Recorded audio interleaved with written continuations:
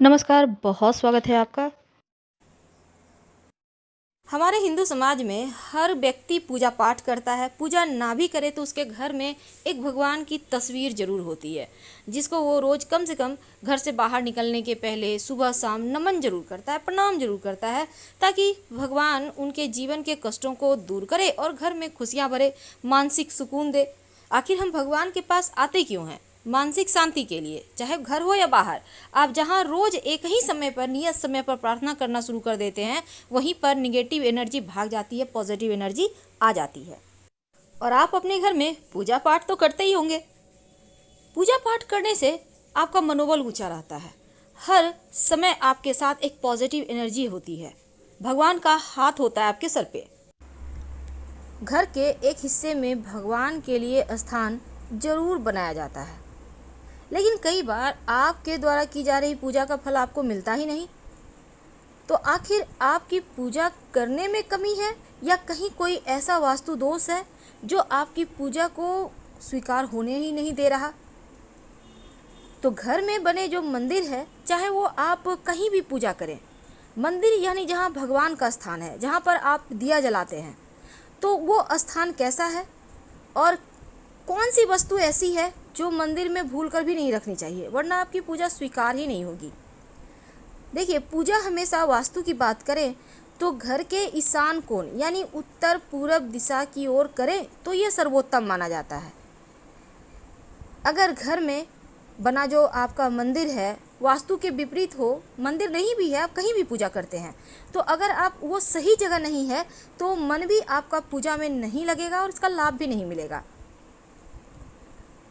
अब ऐसे में कुछ वास्तु टिप्स जो आपके पूजा को के जो आप पूजा करते हैं जब भगवान को, तो आपकी पूजा जल्दी स्वीकार होगी। इसके लिए सबसे पहली बात तो एक भगवान की मूर्ति एक ही रखें, दो ना रखें। दूसरी, भगवान गणेश की 3 प्रतिमा, 3 मूर्ति पूरे घर में नहीं होना चाहिए। सिर्फ पूजा स्थान में नहीं, बल्कि घर में होना ही नहीं चाहिए।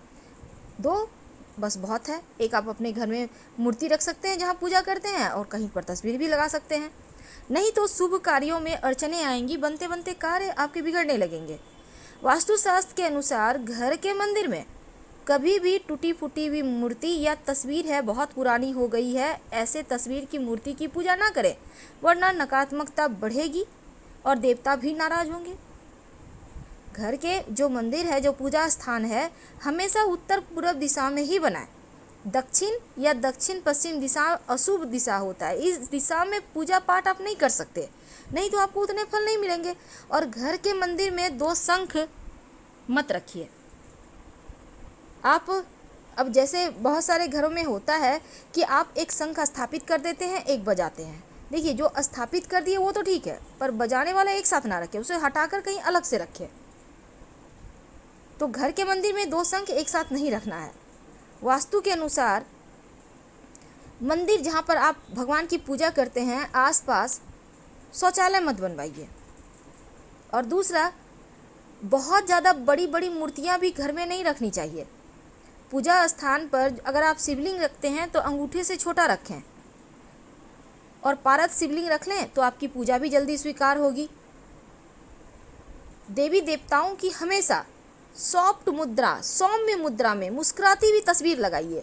अब ये नहीं कि आपने तस्वीर लाई है, मूर्ति लाई है और भगवान का आंख ऊपर की ओर देख रहा है, नहीं, भगवान की आंखें आपको देखे, आपको आशीर्वाद दे, चेहरे पर मुस्कुराहट हो, ऐसी ही मूर्ति या तस्वीर आप ला के रखिएगा, ये आपके लिए बढ़िया होगा। उग्र देवी देवताओं की मूर्ति स्वरूप वाली तस्वीरें मत रखिएगा, वरना जीवन में मुश्किलें बढ़ जाएगी।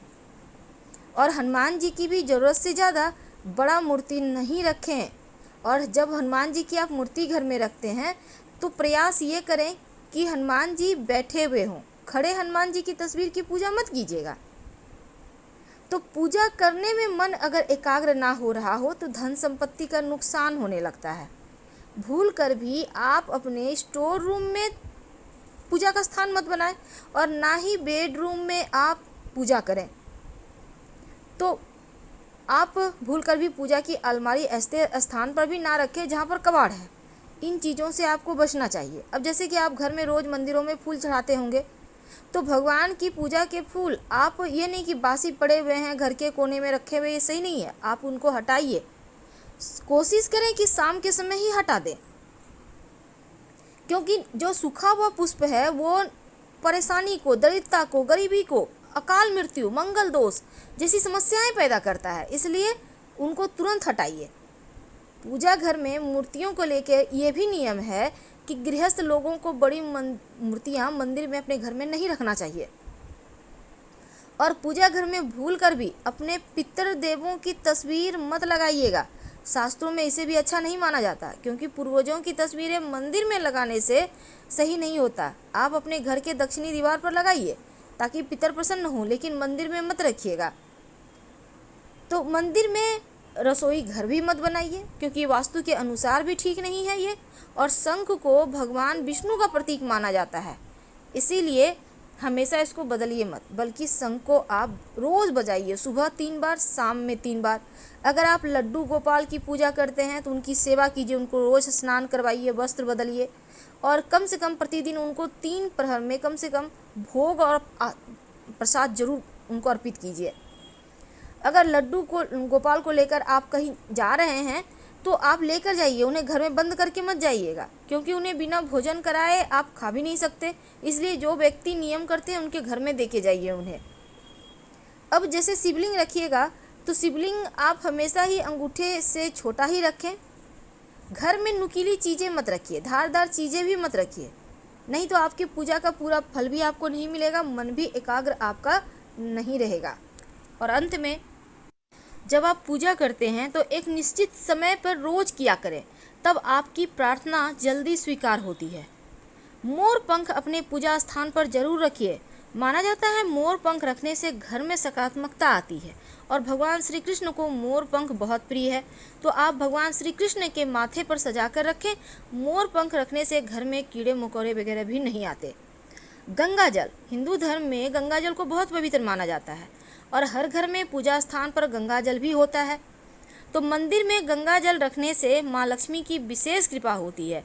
लेकिन जब भी आप गंगा जल रखें तो चांदी या पीतल के बर्तन में रखें, घर में सुख शांति बनी रहती है।